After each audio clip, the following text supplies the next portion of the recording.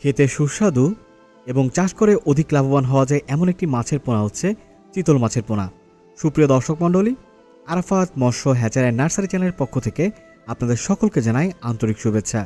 সুপ্রিয় দর্শক, প্রত্যেক দিনের ন্যায় আজকেও হাজির হয়েছি আরও একটি বাণিজ্যিকভাবে চাষ করে লাভবান হওয়া যায় এমন একটি মাছের পোনা নিয়ে। আপনারা বুঝতে পেরেছেন, আজকে আমরা কথা বলবো চিতল মাছের পোনা নিয়ে।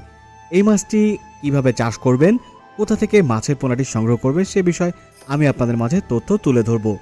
সর্বপ্রথম বলতে চাই, এই মাছটি চাষ করার জন্য আপনাকে একটি উপযুক্ত পুকুর নির্বাচন করতে হবে, যার গভীরতা হবে 4 থেকে 6 ফুট। পানির ধারণ ক্ষমতা ভালো থাকতে হবে, পর্যাপ্ত রোদ আসে এমন জায়গা নির্বাচন করতে হবে। ঠিক তারপরেই সঠিক মানের পোনাটি নির্বাচন করতে হবে।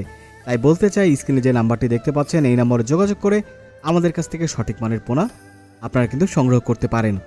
আমরা নিজস্ব পরিবহন দ্বারা প্রত্যেকটি মাছের গুণগত মান ঠিক রেখে যাচাই বাছাই করে আপনাদের কাছে হোম ডেলিভারি দিয়ে আসছি। আপনি চাইলে সরাসরিও কিন্তু চলে আসতে পারেন আমাদের হ্যাচারিতে।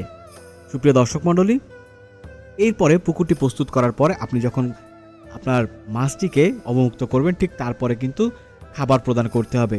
অবশ্যই আপনি মাছের দৈহিক ওজনের উপর ভিত্তি করে প্রোটিন সমৃদ্ধ খাবার এঁকে দিবেন, তাহলে কিন্তু মাছগুলো সঠিকভাবে বেড়ে উঠবে।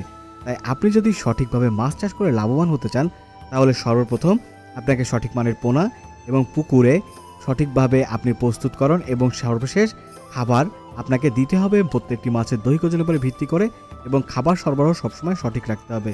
এই কটি বিষয় যদি আপনি সঠিকভাবে লক্ষ্য রাখতে পারেন, তাহলে আশা করি আপনি কিন্তু মাছ চাষ করে সফল হতে পারবেন।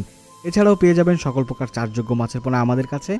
তাই আজকে আর কথা বাড়াবো না, আপনার কাঙ্ক্ষিত মাছের পোনাটি আজই আমাদের কাছ থেকে সংগ্রহ করতে স্ক্রিনে দেওয়া নম্বরে যোগাযোগ করুন। ধন্যবাদ।